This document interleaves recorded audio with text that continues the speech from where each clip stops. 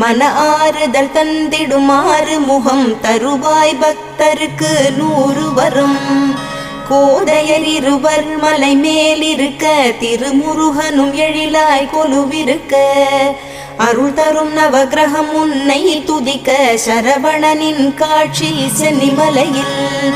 விழிகள் 6 கொண்டவனே என்னை மறந்தேன் உன்னை காண்கையிலே. பன்னீர் காவடிகள் எடுத்து வந்தோம் எங்கள் பாவங்கள் எல்லாம் கரையுதப்பா. சென்னி மலையின் ஆண்டவனே உன்னை தஞ்சம் அடைந்தேன் பாதத்திலே.